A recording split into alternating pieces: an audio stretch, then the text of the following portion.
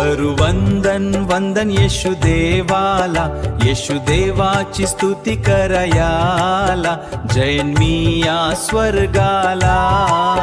करू वंदन वंदन येशुदेवाला, येशुदेवाची स्तुती करायाला, जैन मी या स्वर्गाला.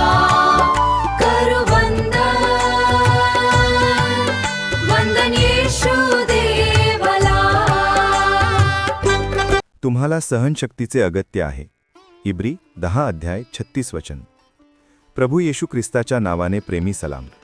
आमच्या यूट्यूब चॅनलवर आपले स्वागत आहे. नवीन असाल तर सबस्क्राईब करा.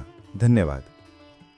यहुदियामध्ये परिस्थिती बिघडल्यामुळे इब्री ख्रिश्चनांच्या विश्वासाची परीक्षा होणार होती. त्यांच्यापैकी काही जणांनी तीव्र छळाचा सामना केला असला तरी बरेच जण असेही होते ज्यांना छळाची झळ बसली नव्हती. शिवाय प्रेषित पौलने सांगितले की ज्यांचा छळ झाला होता त्यांनी येशूसारखे मृत्यू होईपर्यंत छळाचा सामना केला नव्हता. इब्री 12 अध्याय 4 वचन. पण ख्रिस्ती धर्माचा जसजसा प्रसार होत गेला तसतसे यहुदी विरोधक आणखीन कट्टर आणि क्रूर होत गेले.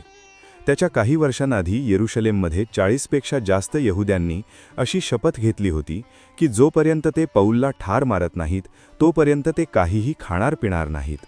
प्रेषितांची कृत्ये 22 अध्याय 22 वचन. या इब्री ख्रिश्चनांचा असा द्वेष आणि विरोध केला जात असला तरी त्यांना उपासनेसाठी एकत्र यावे लागणार होते. आनंदाच्या संदेशाचा प्रचार करावा लागणार होता आणि स्वतःला विश्वासात मजबूत ठेवावे लागणार होते. संपूर्ण संदेश ऐकल्याबद्दल धन्यवाद. प्रभू येशू ख्रिस्त आपणास आशीर्वादित करो. आमेन.